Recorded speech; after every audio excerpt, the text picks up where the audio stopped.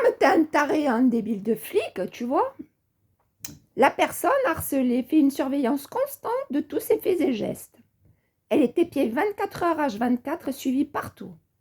Son téléphone est sous écoute, ses mails surveillés, tout ce qui se passe chez elle est écouté et visualisé. Ce harcèlement est perpétré dans tous les domaines de la vie de la cible, vie privée, vie professionnelle, sphère publique. Toutes les personnes de son entourage sont progressivement manipulées à des actions perverses de différentes envergures. Les pions ont des propos insidieux à l'égard de la cible, profèrent des menaces ouvertes ou codées, une multitude d'agissements visant à isoler la cible et à porter atteinte à son intégrité physique et psychologique sont mises en œuvre. Les flics pratiquent le complotage, c'est-à-dire que des messages sont transmis à la cible indirectement en mettant en scène des conversations sans présence, mais sans s'adresser à elle.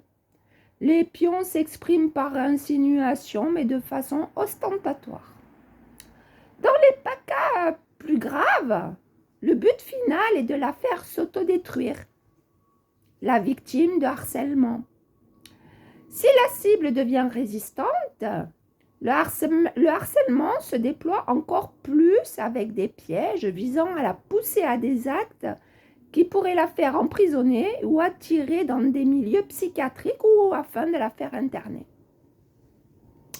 Voilà, en 2004, Le Monde publiait un article mentionnant que les internements sans contrainte en France avaient augmenté de plus de 80% les 10 dernières années. Et la psychiatrisation fait partie à part entière de certaines méthodes de harcèlement et des méthodes de harcèlement en général. Tu vois? Des techniques de harcèlement en réseau global. Tu vois, elles sont notées noir sur blanc.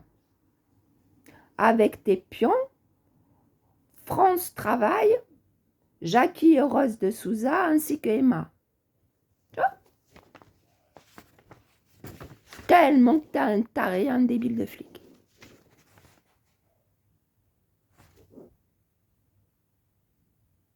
C'est ta méthode de harcèlement, c'est un harcèlement obsessionnel. Ça s'appelle du harcèlement en réseau, harcèlement global, harcèlement moral, mobbing, gang stalking, harcèlement d'État, mais les flics travaillent pour l'État. Hein. Donc ça m'étonnerait que le président de la République te demande de faire tout ça.